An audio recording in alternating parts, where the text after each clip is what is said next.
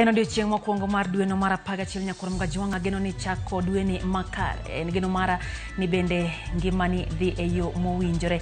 Erokamano kuom Ramogi Tv mar weche manyien e chenro ni mar Migago waikoni mathoth. Ka bende piny madongo mago ma KCP gi KEPSEA kawuono chope giko magi. Kalimbe mar kingi mar piny Ingresa e pacho ka koro bende odonjo odiochienge mar ariyo waikoni kuku mag wecheno to gi moko moya e counties ka bende jofwambo marwa e koreo makare mar nyiso mago motucho e gwenge moko ma mokwongo magi momiyo pek.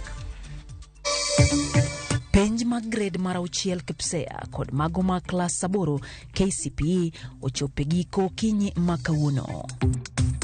Kingi Charles Maradek kawuono timo limbe kaunti ma Nairobi e odiochieng' mar ariyo mar limbe mare e Thurka. Egmanyu kinyoro no oko bera ahinya Kisumu osendelea kabisa kinde watakuwa ngiwanjo boda wanongo biashara matintin. Ripote wi kaka governors mapacho ka osebedo katiyo medo nyuolo paro mopogore kowuok kuom oganda jo Kenya.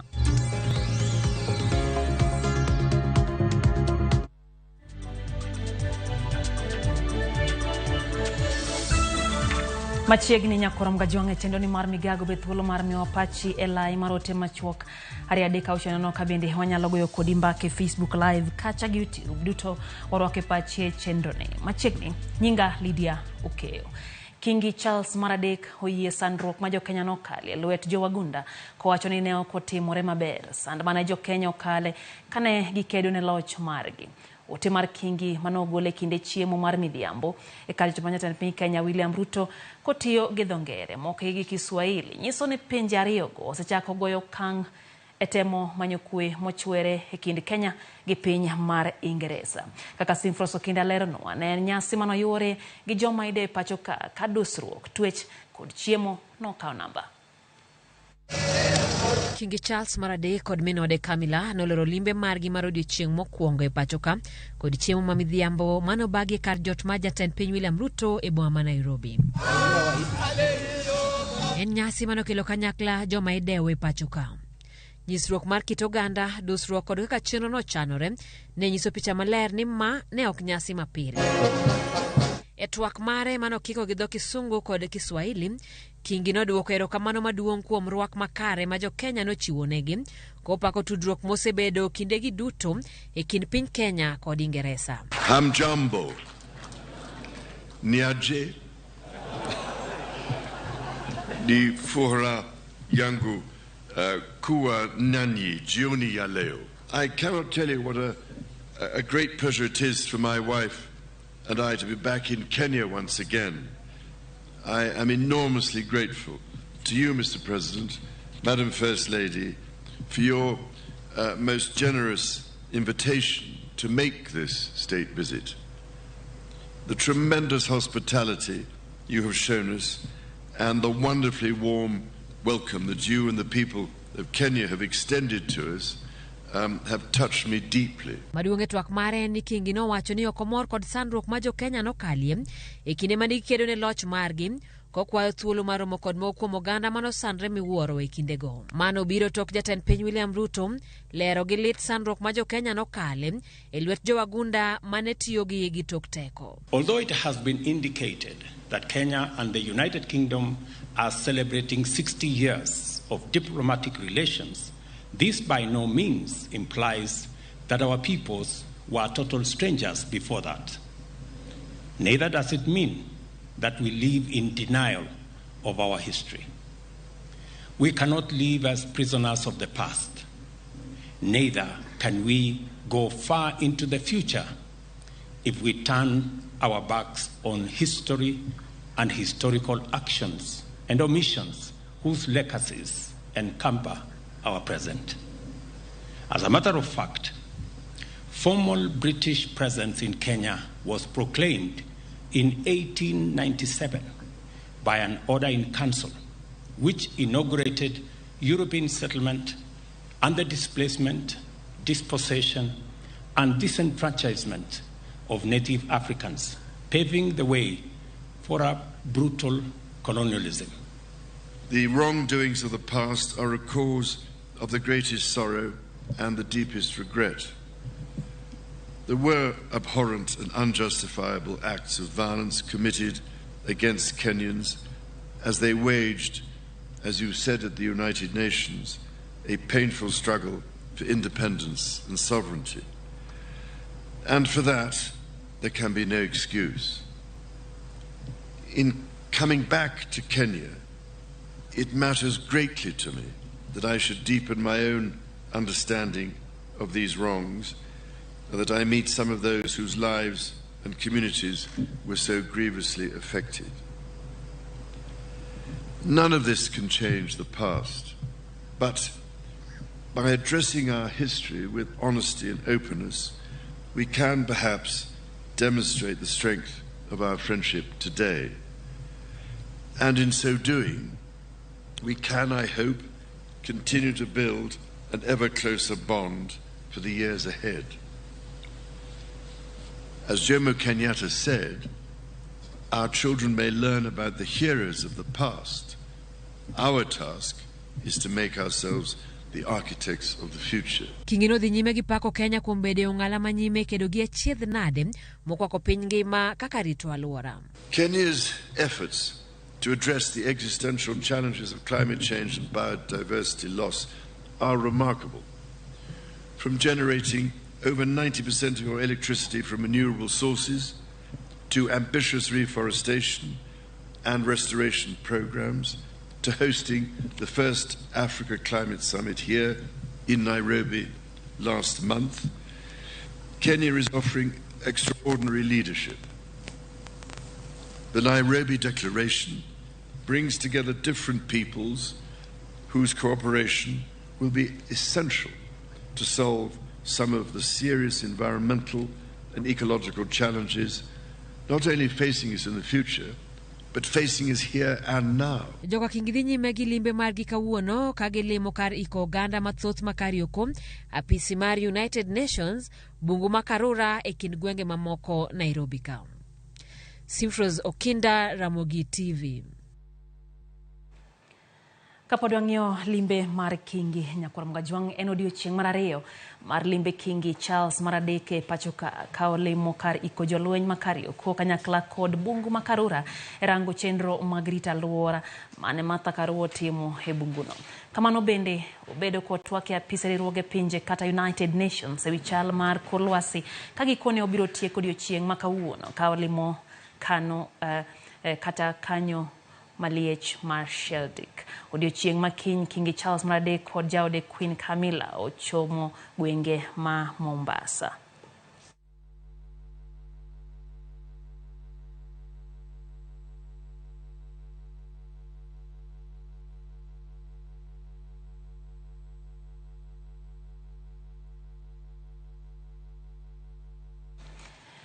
Kwang'yo mago mag piny madongo ma KCP kod KPSE odonje odiochieng' gi mogik kawuono e kaunti ya Machakos ka onge gima rach mogo ripode e thuolo mar penjno. Jagoro mongirore Migago mar jotich sirikal Veronica Nduva notao chenro mar pogo tese mag penje apisi mar DC sub county ma Matungulu kano singo ne piny owacho biro neno ni chenro duto mag penje biro dhi makare. Nduva wacho ni KCP kod KPSE biro neno ni jopuonjre maromo milion 2.3 odonje skunde manyime mano sekondar kod junior sekondar kapeno po apisas duto manotao chenro no kuom tich maler e kinde mag penjgo. Nduva noten kod kata County Commissioner Josephine Ouko, Director mar somo Margaret Murigi kod Director mar TSC Lewis Mutegi.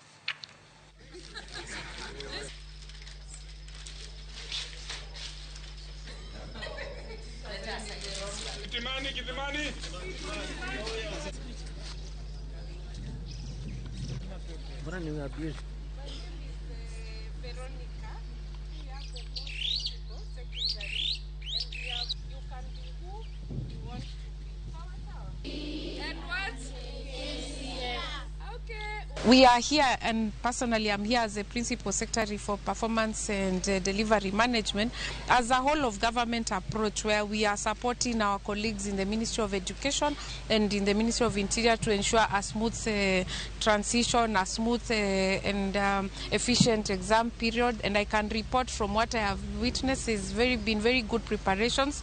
I can also report what we are hearing from our colleagues is that across the country the process has really been smooth, and we are coming to a very successful culmination. For us as a government and as administration, our priority really and our area of emphasis is to ensure that the students have a conducive environment in which to do their exams, they finish well, and they successfully transition to the next stage.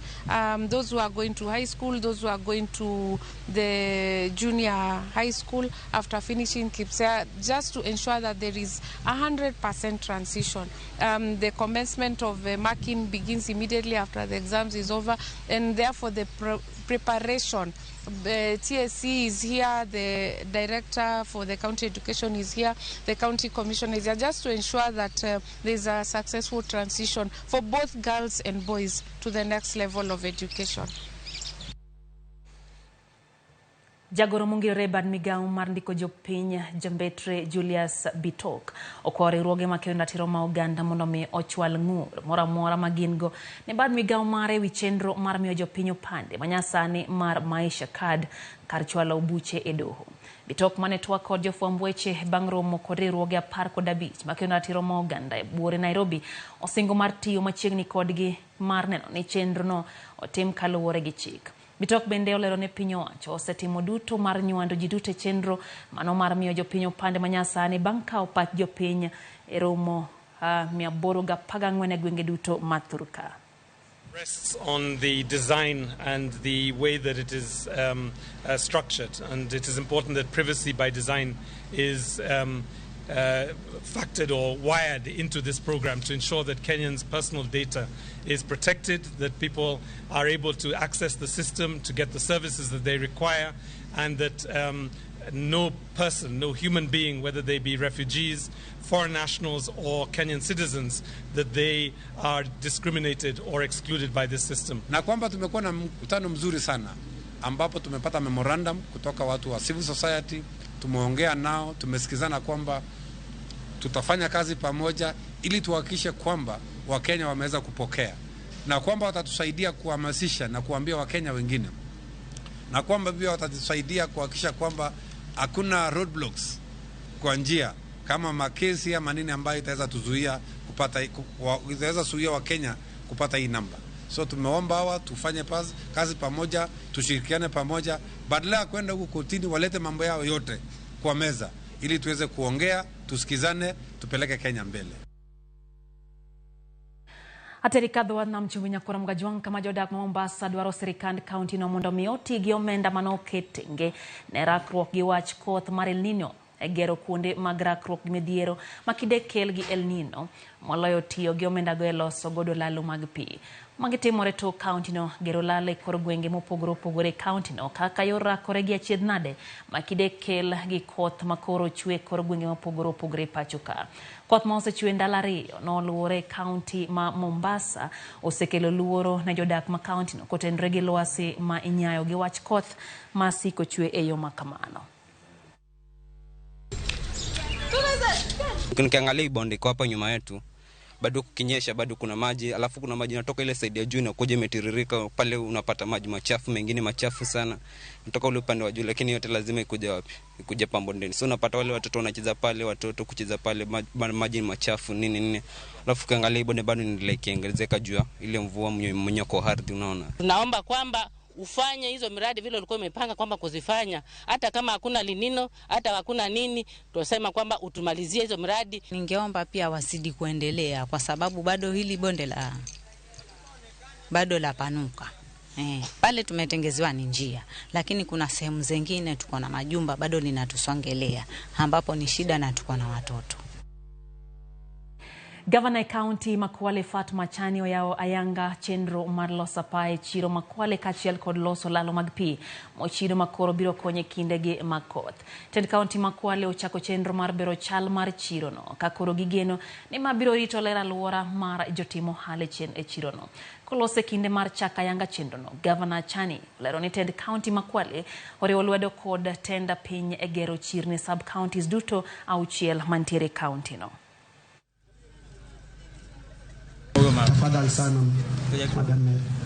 Na kwa sababu ya resources hatuwezi kufanya kila kitu kwa awamu moja.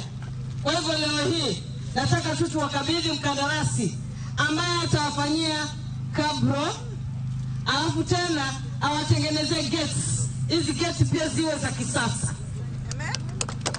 Alafu awatengeneze drainage. Ile swala la drainage pia tunatatua katika hii mpango huu wa sasa hivi. Si hapo ni sawa? Nataka tu niseme lengo na shabaha ni kuwa tunapatia support yule mtu wa chini, yule ambaye anafanya biashara aweze kufanya biashara mahali pazuri ambapo anaweza kuattract customers. Na juzi na jana tungesumbuana pia na watu wa matatu na hali yetu ya soko iko hivi, pengine tungekuwa na ugumu zaidi. Lakini kama soko tumelitengeneza, watu watakuja hawatakuja? Watakuja. Sasa nataka niwaambie mama yuko kazini na kazi inaendelea. Hii pale yetu tunaomba tuigeuze sura. Wale ambao wanafanya biashara wafanye biashara mahali kwa heshima. Na wale ambao ni wasafiri nao wasafiri mahali kwa heshima. Na wale wakaaji pia waishi katika sehemu ya heshima. Kwa dhimbele nyakura mgajwangri ruok majodolo e county makisio poyo kang mano maduoko paro mar chik manogol ewi juogo joyalo mayale genga peini e mbele od bura ma county no marango malongo paro no mar chik kagilose bang makisi jodologo dwaro MCAs otim lokruok e dwaro makama bang gavana ma county no Simbarati no buono choyo koke paro no mar chik kendo chiwo thuolo matimo lokruok mamoko. Paro no mar chik manokelo gwenyruok parone dwaro mondo jodolo jiwogi maro moseleng salufu praboro dwe kadwe. We are gathered here today to appreciate and acknowledge the quick response towards our appeal to the Kisii County Executive 1 week ago concerning the 2023 Finance Bill. This to us is a display of a very high degree of political majority and the fear of God that will build a just and cohesive society with social equity, respect to the rule of law, rights and freedoms of every individual, upholding the sanctity of our 2010 Constitution and the will of our founding fathers. All that said and done, we therefore advise the Kisii County Assembly that now the ball is in your court to make history as men and women who rose during their time above religious differences and political affiliations to defend the body of Christ against the encroachment of punitive tax measures. Hongera sana kwa gavana wetu wa Kisii akubali ile bila ambayo imetusumbua irudi bunge. Hivyo tunaamini kwamba wakati mwingine wanapokuwa na neno linalohusu kanisa atakuwa akihitaji wachungaji ama viongozi wa kanisa wanakaa pasipo kufanya public participation bila kuhusisha viongozi wa kanisa. Wadhi county Masia nyakura mgajwang kama jodak Masia yokuwa mondo mi hochi ugeno kendo siro ganda mantiere kod tuo kansa ithiro wach kao ngima gi kotendre gi akwede magisebedo kagiyudo. Mirod Governor Masia Betty Orengo yango ni dwaro ntiere mondo mi oyango kenge mag chiwo tiegruok e yore mag rakore gi tuo mar kansa. Omedo jiwo ganda mondo mi orwako ganda modak gi tuo no. Report mosir gi director mar Mildmay Kenya Elizabeth Aluoch, MCA ma South East Lagos Scholastica Madu ojiwo dwaro mar gero kuonde mag timo pim gi thiro tuo mar kansa e kor gwenge mapachoka kaka yor chiwo geno ne oganda go. There is no wasted opportunity for awareness raising. Now we focus still on continuing screening for cervical cancer, but especially for breast cancer.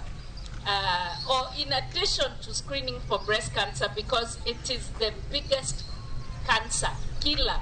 It is the biggest incidence of cancer that we have in our country. 40% is a very sobering statistic that were given by the surgeon. And of those 40%, of those 40 of us here amongst the 100 women who are here, there are many of us who don't know our breast status, if there's such a thing. I think we make one mistake of prescribing death when somebody is diagnosed with cancer. And instead of journeying with empathy, we tend to have sympathy. And so what we don't realize is that kills a patient very fast. Because then it does not give them the power to move.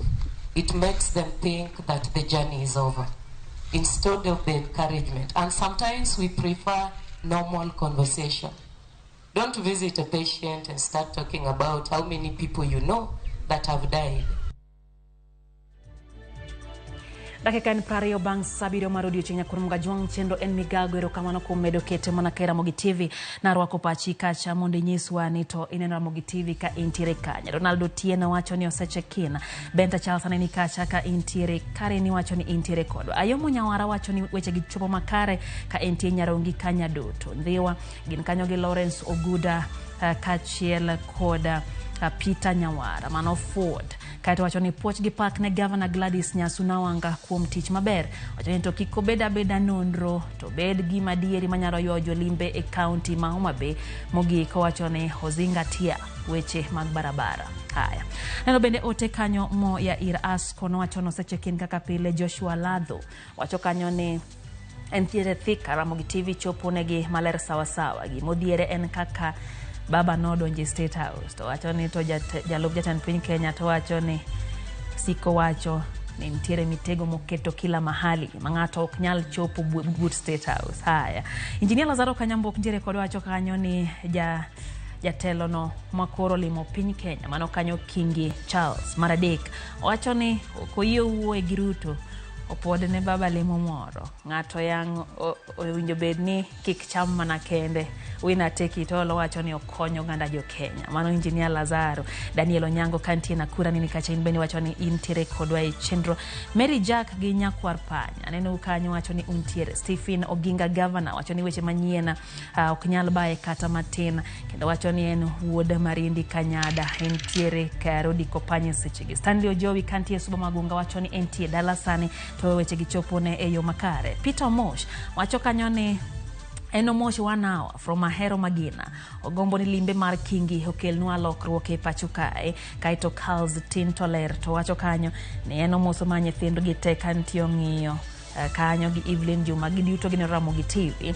Pinane no ote mar Oluoch Paul Audi kantie Kiembeni Mombasa. Wacho ni okwa hai maber ne odhine Integrated School Nyamira kod joma otimo penj te. Kato wacho ni penjo ne en ni koro Sir Charles oselimo Kenya. Enango maudhi loko gongi majo Kenya. Pani en gima bende wadhi neno toko setieko limbe mare. Wadhi neno ka bende limbe no onyago lemo. Otis Tinga oganyane ni kacha Saida Tieno iwacho ni intiere kodwa chendo. Victor Thembo aneni kanyo iwacho ni Hamus ni Nyakwar Nyakawa. Natasha Zeti wacho kanyo ni en bende osechekin kodwa kae. Phoebe Olielo wacho kanyo neno yo makare ka entiere Ngomongo. Kaito Edwin Otieno kantiere Ngakojwach bende wacho ni osechekin. Toby Nyodero neni kacha inbeni wacho ni Kanya Mwandhi wa Ramogi TV chopono eyo makare. Beatrice kantia Diedo Homa Bay County aneni kacha inbende wacho ni ng'iyo machiegni ahinya limbe no mara Kingi Charles Maradek mabende koro dhi mbele. Aneno vi wacho kanyo ni en bende entiere kodwa e chenro. Kelly wacho ni osechekin kaka pile Nyakuro Mgajwang gin mana moko kuom ote mabende osebedo kati uchwalo kae magolo pacho weche kato bende nyiso ni ntiere no Migago ka intiere kanye. Kennedy Ochola kantie Sori wacho ni japuonj Keno Chola okaumo. So yo matin. Kwa duogo pontiere kod mathoth chendo ni mar Migago med oro nwa otegi kanyo ariade ka uchano no ka bende wantiere e Facebook live. Eriko Reso to wacho ni Nyasunawanga adhi mbele gi tich wacho ni poch gi pak. Kwa yo matin. Waduogo Nyakwar Mgajwang kikidhi mabor.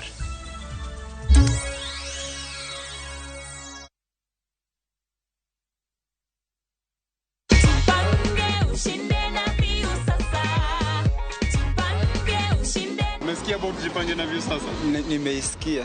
Umesikia? Uko na view sasa? Niko nayo. Umejipanga? Nimejipanga. We ni show gani wewe ni yako favorite hapo? Mimi upenda sana kuwatch Beki.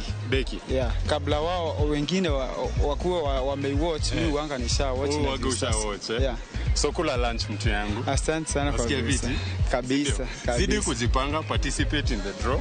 And you never know, maybe unaweza shinda mita 3 at the end of the draw. Kila wiki, shinda kila mwezi, shinda mamilioni.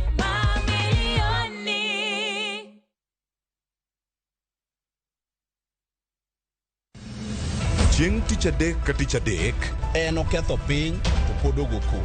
Ji dhinyore te kanyo kar jopiny. Magi duto yudore mana e Ramogi TV. Yani ene ubiro ga bora ne ubiro to otengo abiro timo numa gima abiro timo okono timo jo Kenya bu usaol gi wund ma pile buch jopiny to tie kunde moko bende japiny mano golo lo lolos go kembe gi eki nisa ni koro kembe go eki ibro usi maduonde japiny okuwinji e od bura miluongo ni parliament. Nyinga Trevor Ombija jandingo panga jo nyakach dendo nombija tai nyakwar guok kocha pesa. Tich adek saa 3 otieno. Kik bai.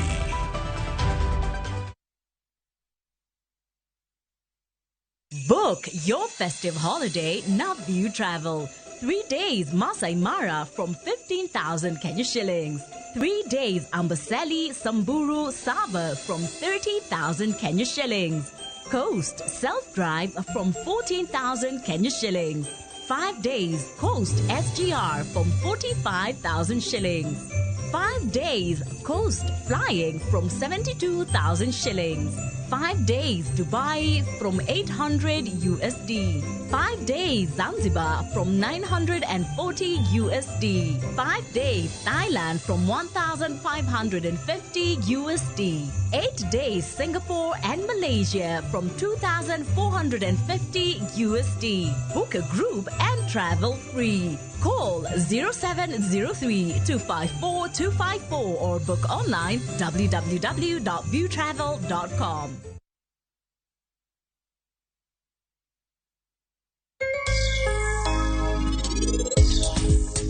Doctor, Meher nade sani? I hope she's okay now. Benyathina Meher ni kare adier. Doctor, wache gimoro. Yawa inde kidwokwa. Ano kane ka wanyalo konyo Meher.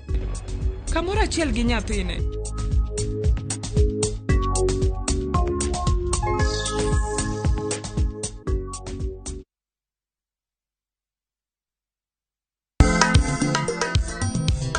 Ma e chenro makelo ni danji malie. Kik od belo bai. Wakelo ni be. Ang'o miri? Aliye juu. Fuata. Ma e chenro makelo ni duond yawuoto nagi. Apuro puoth ngima, apuro puoth poetry bende, apidho kodhi. Duond mine nyalo. Kod ohala. Ng'at mochako ohala nikech ng'ane no ochako. Gino gi bimbo. Mbak ndalo. Wuoyo go ganda mar onagi. Kajiwo gi kik gibedi gi luoro. Kod Stella Brenda, Lynn Ramogi. Kod DJ Kolo. Wuok tich nyaka tich abich, saa 8 odiochieng' nyaka saa 10 odhiambo. Mane Ramogi TV.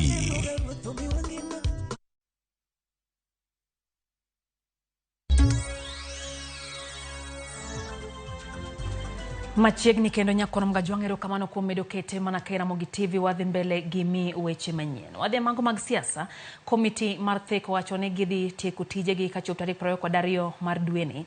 Komiti no masani choko paro ewi duoko piny nengo mar ngima. Ntiere kod geno ne jolony magitiyo godo dhi tayo gima ber nyaka giko mar twak makamano.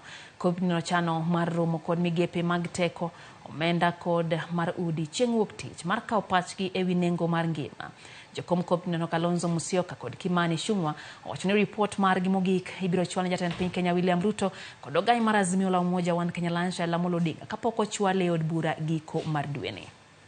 Kupata hawa Bretton Woods. I think we discussed that wakati tulikuwa kule Elementator, na hata hivyo Wakenya wako na akili maalum za ajabu. I'm certain you were here yesterday. You've seen how enriching the engagements we had yesterday with our own local economic experts were. And they're even more appraised with local issues than even those in the Bretton Woods institutions. Therefore, since they have not confirmed, we have not scheduled them, since they have not confirmed appearance.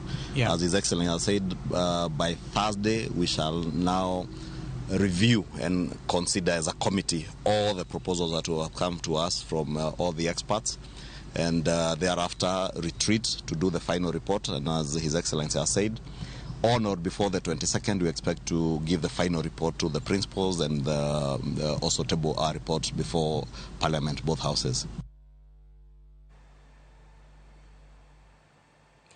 Jod bura ma Vihiga Beatrice Adagalo wuokoko mar siro chenro mag wuodhe ma itime pinje maoko gi jatend piny Kenya William Ruto osundo kweth mar Azimio kuom buogo weyo timo twak madhi mbele e kind Kenya Kwanza gi Azimio. Ponono ni IMF okonyo wandie twak makama.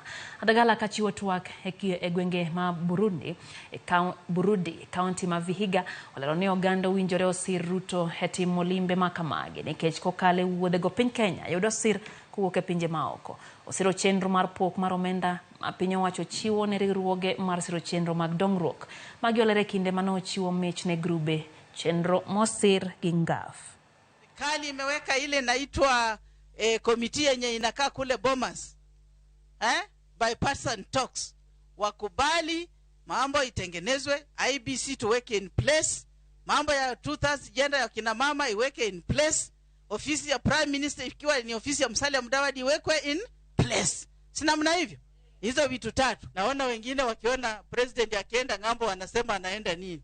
President akiasipoenda kule ngambo aenda aongee na IMF na World Bank watuongeze pesa, tutapata pesa wapi? Hata hii ngafu mtakuwa nayo. Mtakuwa nayo. Mpaka president aenda aongee na IMF huko na wazungu huko na nchi zingine za Afrika. Wakati watu walikuwa wanabeba masufuria, tulitumwa kule Mozambique, mimi na Kuria tukaenda. Si mahindi ilitoka huko mkakula. Mlijua mimi ndiye nilienda. Moko kuom jodak ma kaunti ma Nandi owuok oko mar nyiso ng'ur margi wi pok manok manotim gi migawo mar apaya kotenore gi chenro mar bero chala piny e gwengego. Jodak goyango ni kaunti ma Nandi noyudo pok mag omenda matin maromo milion 25 e kinde ma kauntis mamoko noyudo omenda maromo milion 400. Gidwaro mondo jatend migawo mar apaya Kipchumba Murkomen mondo okwa gi ng'uono e wi ywaruok e kinde gi jotelo ma kaunti no mane ng'ur ni ojwang'gi kendo ok dewgi e weche mag dongruok. What we got is only 24 million in that allocation for the CS in respect of Savani Kaptumo Jepkongani Road. There is no other money that has come. The only money that you see here and the ones that contractors are doing are the ones for the normal annual allocation that is usually 60 million per constituency, which translates to around 360 million, which each and every constituency gets because it is actually distributed equitably. Murkomen should be aware that the voice of the leaders is purely representative of the voice of the people. And we would also wish to remind him that it's high time that he reconsiders his pride, because where it's leading him may not be anything to go by in the future. Tumekuja hapa kusema ya kwamba maendeleo atuombi, maendeleo tunapewa kama voters. Tulipiga kura na tulipiga mapema sana saa 12 na hatukujua tunaenda kuomba hatukujua tunaenda kuomba maendeleo ikuje Nandi. Tunajua tunapewa kama share ya Nandi, kama share tulifika kura kwa sababu tulikuwa najua tunapata share yetu. Tunaomba ya kwamba viongozi wetu kuanzia governor, senator na members of parliament pamoja na MCS tuweze kukaa pamoja ili tuweze maendeleo iweze kukuja Nandi. Wadhi Nyamira, Johale Chiro Manyamia e kaunti Nyamaya e kaunti Manyamira ogolo ywak wichal marach mag gedo mitime chiro no. Giwacho ni gik gedo mitiyo godo chal ma ok beyo. Chenro no mar gedo itayo gi kambi mar pii alwora Magusi kokao siling milion 5 ma ochiw kod Water Service Trust Fund. Jatend migawo mar alwora gi pii e kaunti Manyamira John Matiang'i olero ni ywak makamano sechope apise kendo gisetemo duto maginyalo kabende gitimo nonro kabende gisendiko ne kambi mar Guasco mondo me ochunga tij gedo makamano.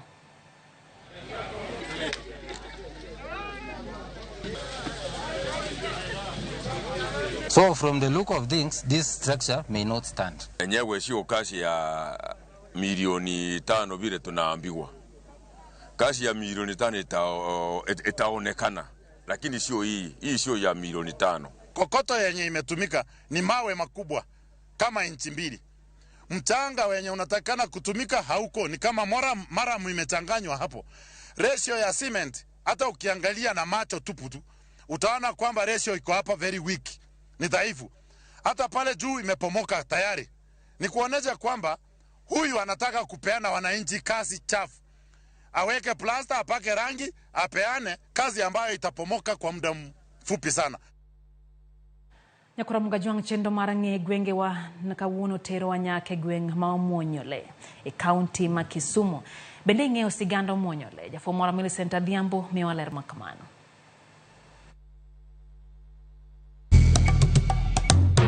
Nyakura Mogiajuang, kalapapla wa marnge gwenge wa podonyonore mana e county ma Kisumu. E sub county ma Nyakach, kamoro ni Agoro e gweng ma iluongo ni Omwonyole. Samora mara maiwuotho kata idhi kamoro tiwinjo ka ng'ato wacho ni adwa chopo Omwonyole kata anawuok Omwonyole. Bende isepenjori gima demi jodak kata jogweng chak gwengi ni Omwonyole. Machiegni Omwonyole leno muony kanye to ka itimango. Wawinja ne paro mopogore kowuok kuom jodak ka bende ging'eyo gimomiyo notice kama gidake kata gwengi ni Omwonyole. Kan wawinjo weche mane omiyo kele no bedo Omwonyole. Ne nitie kaka ne wacho ni le moro ne ng'ato ne nigo ma en jaduong' moro ne dhi tong'o yien. Koro kano oketo yien le kanyo kano yweyo koduogo to yudo ka le onge. Temo penjore ni to le ma we kane en le ma kama we ni Omwonyole. Kano nyuola kana donga winjo ni luongi no Omwonyole. Akeno monyo dhiange mano Omwonyole. Kang'e ni dhano ano nyuola winjo ni no Omwonyole. To ka tin kana biro Omwonyole ka ne pod bungu ne nitiere mana turo moko mano pidhe gi od lum achiel mar duka. Kano ora ko na penjo dani ni to Omwonyole ni en ang'o momiyo iluonge no Omwonyole. Ni bugo mo ne nitiere malo kanyo ndo ni matut le mono lale. Omiyo no chake ni Omwonyole. Ne waluonge no konyo welo. Gima koro miye nying mar Omwonyole 92 lweny malich mane uwinjo no nego jisondo no. No bedo lweny mane wan job Omwonyole ka ne waringo mwadhi mabor. Koro ne wachake ni en Omwonyole nikech en kama koro ne lweny ni liche sama lang'o amalo got kato gineno gi. Nyithindo be dhie mapaka. Jombo se madho nyuka dhie mapaka. To joma no dhie mapaka duogo madho nyuka. Ema ne wachake no Omwonyole nikech en kama ne koro ket gi remo. Na winjo nitie lweny moro manogore ndalo moro chon. To lweny ni kanogore, takian jalang'o nogomo Omwonyole ok ang'e maber. To koro nying mar Omwonyole no osebedo kaka en Omwonyole kamano. Ma wan be wang'iyo mano Omwonyole katia ma Kisumu, katia ma Homa Bay, to kilor kamoro ka Nyamlori. Kiwacho ni dhi Omwonyole ong'ere molo kata mana Cherwa. Bang' winjo pach jogweng, we wawinja ne jogo mane nitie ka gweng mar Omwonyole chakore ni ginto giwacho ang'o. Adieri mar nonro mar nying gweng ni kanye. Omwonyole nobiro 1992 kane wagore gi lang'o. Malang'o nego wakendo nwaringo wadhi Katito, wadhi Kibogo, wanindo gi dhok Omwonyole ka. Center no nitie Etiotho kacha. To kane ni chiro mane ot achiel ma wuon chiro ni lona nyango siare ma en owadwa an bede dalo ni Omwonyole ka ma lopwa. Koro kanye mane chiro no chakore ka to nwakele ka.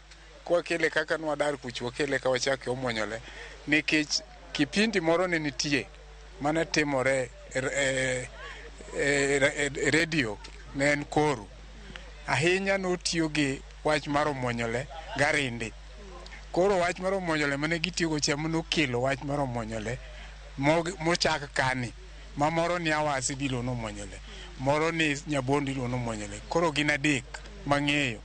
To saidi ka koro nwaringo chich lang'o ne wabiro koro ne ji chiemo to ringo dhi ma etiyo Omwonyole. Nikech kane wase chiemo to wadhi malo to jomoko dhi nindo Kibogo. Koro mane mokelo wach Omwonyole. Gweng ni ma ong'ere kaka Omwonyole umbe landore kod ang'o. To dongruok mage ma jogweng nyalo kwano nyaka ne ochakre higa 2092. Ai, Omwonyole chakre 92. Omonyole osebedo gi dongruok kech omonyole osegero duka to omonyole osekonyo nyithindwa. Nyithindwa manigi wigi mamenyo omonyole osekonyo. Gimomiyo umbe landore no omonyolewa ni en kilor kanyamlori tidhi cherwa. Koro madho cherwa to cherwa maduong'. Koro madho cherwa. Koro iluonge no omonyole. Kendo omonyole ne manie pinje duto makidhi agoro ilor kanyamlori dhi omonyole. Kilor Sitopamba tidhi omonyole. Sani wanya go tende ka mabeyo. Wanya ka mingise mpira mag tuke. Wantie gi bai neno ka. Koro miyo omonyole sani odongore maber kabisa. Umbe landore nikech nyinge no jomoko mor gi nying mar omonyole. Koro gimbe gidhi no leni no muonye kanye. Skunde wan gi skunde moluoro omonyole, wan gi skunde adek, wan go Bingo, wan gi Cherwa nitie primary gi secondary, wan gi Maraba, osiptal be wan go dispensary ma wan go machiegni. Umbe landore nikech omonyole, Lang'o wan go machiegni, Lang'o kelo nwa chak, Lang'o kelo bando, Lang'o nigi rabuon, wan kod gi chiro ka kendo gibiro ka odhiambo ma gimoro amora ma chiemo ni ka. Koro olandore gi nying mar omonyole nikech kibiro omonyole tibiro yudo gigo kate. Kwayo mar jogweng' kata jodak ma omonyole to gin mage mondo mi gweng'gi kata chiro ma omonyole odongre omed kelo negi yuto kako medo dhi. Gima wanyalo kwayo ni king'iyo from Kanya ka boda one distance machiegni to wagombo ni nikech jowa ma kocha uso koni. Koro kwanyalo bedo ni en chiro maduong' to nyalo riwo nyaka jo Rift Valley kabiro uso koni. Koro nyalo bedo chiro ma supply ji mang'eny. Mondo mi gibed gi chiro magibede ka ibro ji moro to kiwuoth nyaka ibi e dukni koni. We dukni koni to jo maloko kaka lot rech gi gednegi kamoro malo kacha makunynegi cho. Koro wan gi chiro motegno. Ma kata ka koro gibiro gi juogo to en chiro ma koro en chiro mong'ere ma ginyalo juogo. Nitie stima be nokel. So last mile jomoko ne gino weyo oko mane wakwayo ni kaber to gichak giduogi mondo gitiek gilosnwa giketnwa stima. Wakwayo sirikal. Gima waneno ka medo hinyowa en lweny mar Lang'o. Sirikal okonywa gi jorit mondo konywa oritwa mapaka ka mondo wadongre nikech mondwa waro gik moko to ibidi kwalo. Lang'o tugo wa gi lweny waringo gige wakethore. Mana kamano Ramogi Juang gi Kanya ng'eyo ni penjo ma isiko ibedo ka ipenjo ni omonyoleni kadine bed ni omonyle to nomuonye ka itimang'o. Kawuono in kod lony kod ng'eyo ewi nonro mar gweng' mar omonyole. Oriti masani warom juma manyien kendo e chenro machalo kod maendi mar nono ni gweng' machielo. Ne an Millicent Adhiambo.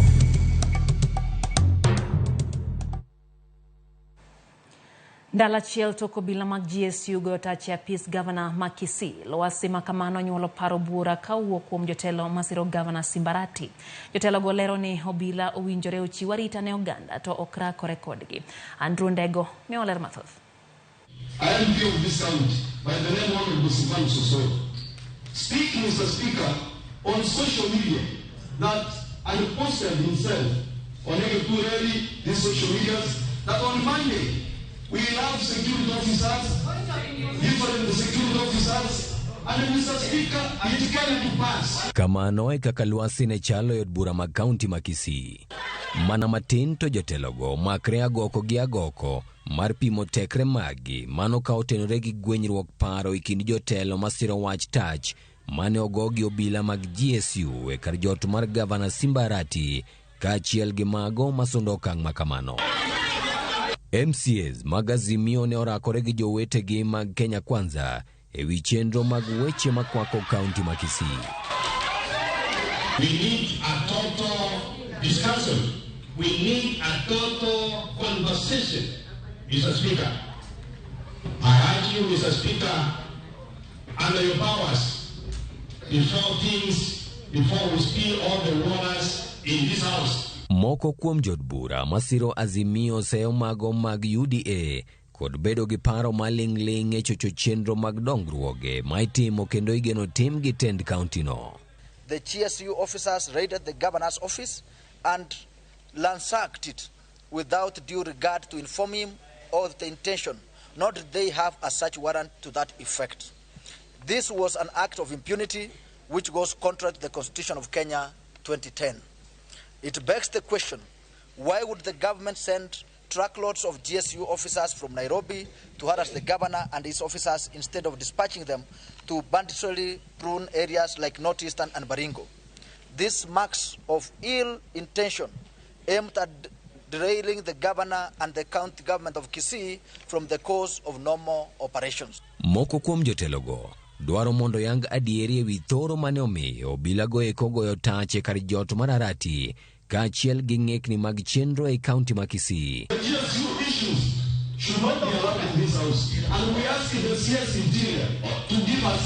Bang' romo ma kamae e od bura ma Kisii, jotelo mag Azimio bago twak mabathe gi jofwambo mar pedho ayanga pachgi. We are here calling our leaders, especially our MCs in Kisii County, to fear God so that we can serve this county. And now we ask that the national government, Professor Kindiki, to do investigation so that our women can be safe. We know that if we are going to allow this kind of intimidation to proceed on, mostly women, we are the people who suffer. And as a leader who represent women in this county, I condemn this strongly. E kinde ma osekalo, lwasi mar ywaruok e weche mag siasa e kind jokanyo mag Azimio gi Kenya Kwanza osemienjo ewi kaunti ma Kisii. Andrew Ondego, Ramogi TV. Ywaruok osechako limbo e kinde moko kuom jokanyo mag UDA sub county manyatike kotenre kod chenro mag ndiko ganda e duond burani mar UDA makoro dhi nyime e gwengego. Moko kuom jokanyo mag UDA kotene kanyo gi Frederick Ogenga okwedo tiyo kod forms magiwacho ni jaod bura machon manyatike Ediko Mondi Anyanga tiyogo mar ndiko jogo madonje duond bura mar UDA. Giramo ni ntiere buge ma itiyogo endiko ji madonje duond bura mar UDA kendo ok giyango forms ma kamago.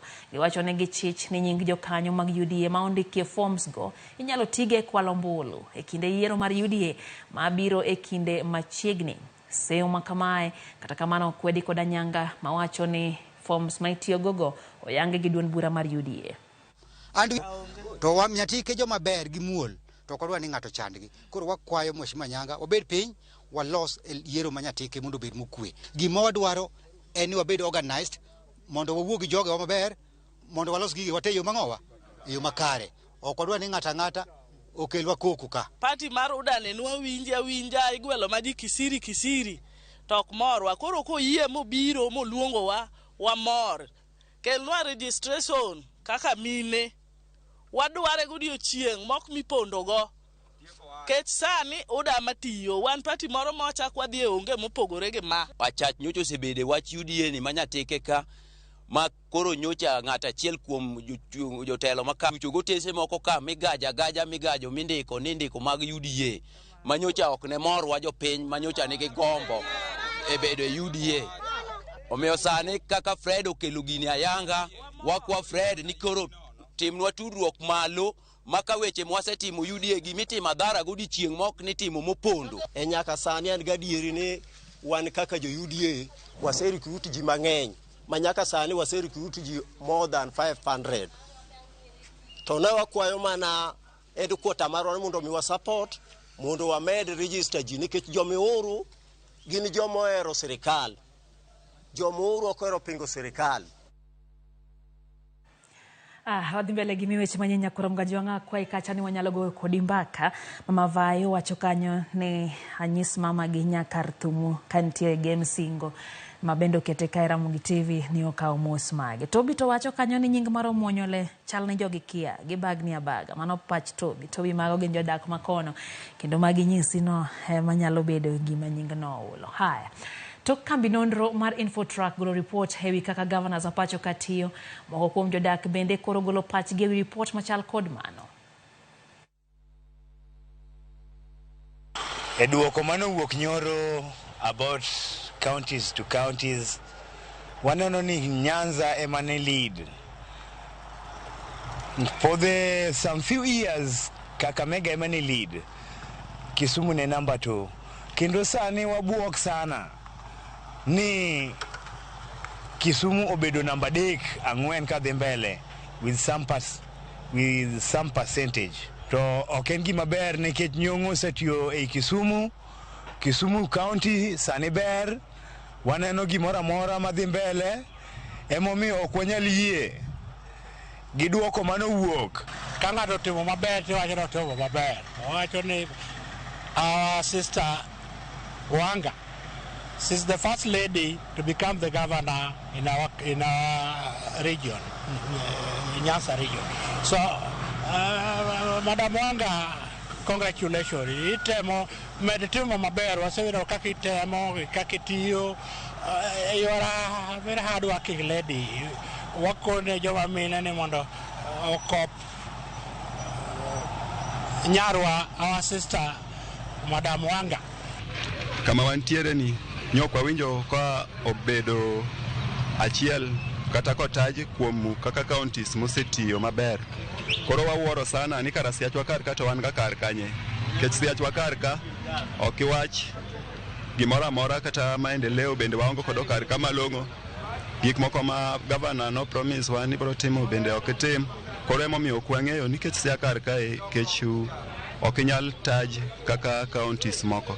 Koro kwang'ega ni counties wa masia kar ka ni wan ga oko, wan ok wan ga jo county ama ok wan ga jo Kenya. Koro wakwayo Mr. our governor Orengo kamintiere te mondo matek mondi bende ibedi achiel kuom counties mari obed otingre malo obed achiel kuom counties moko.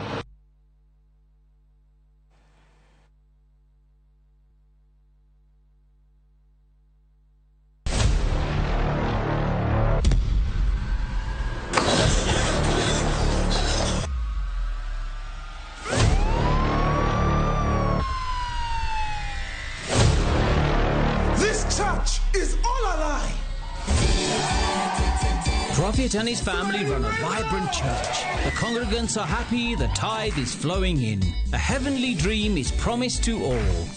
But Prophet has a secret, and his church is driven by greed.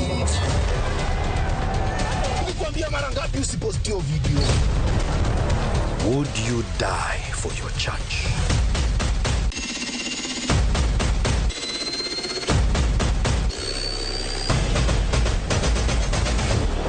Get out of my church. Shambhala Wanyama. Available now, only on View Sasa.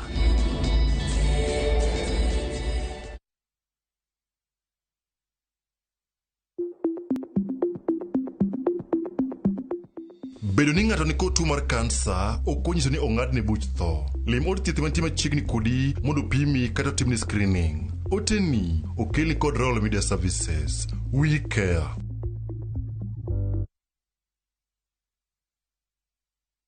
Wekelea na shabiki kaende. Pale mimi ni mchungaji na nina shule ya chekechea. Ulipopigiwa hii simu ulikuwa wapi? Mimi nilikuwa sehemu ya Rumuruti. Kwanza nilikuwa na ile kusita kidogo, lakini hiyo sauti ya mwanadada nikaona wanadada sio rahisi sana kupeleka mtu hivi. So wewe project umeamua kufanya na hii pesa ni gani? Kwanza ni kujenga nyumba ambayo nataka kumalizia. Okay. Na pia kuna kitu nataka kununua kanisani kama shukrani katika nyumba ya Mungu. Unapoamini Mungu na kuamini kila jambo, shabiki ni ukweli, na ndiposa mchungaji wenu yuko hapa, pia mwalimu ambaye ni ya shule ya chekechea ECD yuko hapa, kwamba shabiki ni kweli, na ni kweli siku ya leo nimeweza kujishindia. Wekelea na 50 bob pekee for a chance ya kuomoka na 500k. Lazima kaende, yende kila wiki. Play responsibly. Betting can be addictive. Not recommended for the persons under the age of 18. Authorized by BCLB number 587.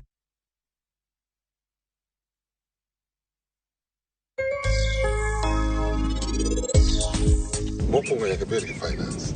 Ng'e kaka ibiro yudo pesa ibiro chako go to umi mo maintain go. Nikech odwa ji matiyo fertilizer, pure, doyo, ibiro engage. Sapono bende engage. Because it needs money.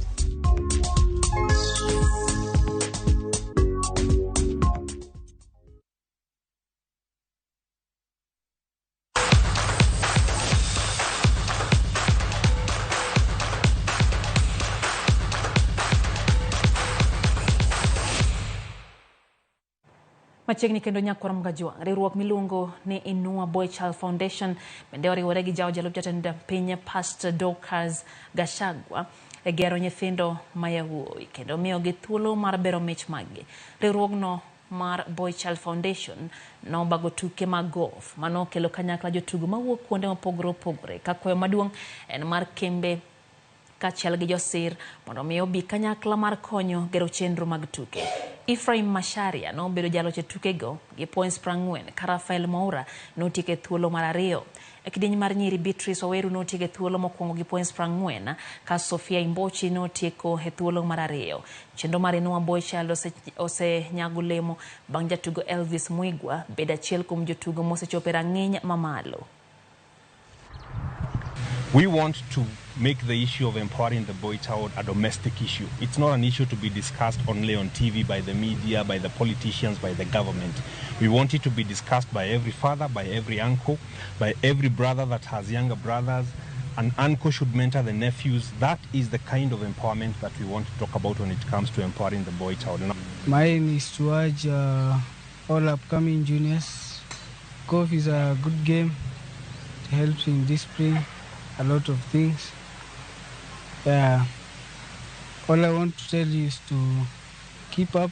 Seeing people or men coming together to support our boy child is a very great initiative, because we have had and we've seen our girls being supported, empowered, and it got to a point whereby our boys are feeling like they have been left out or they've been forgotten.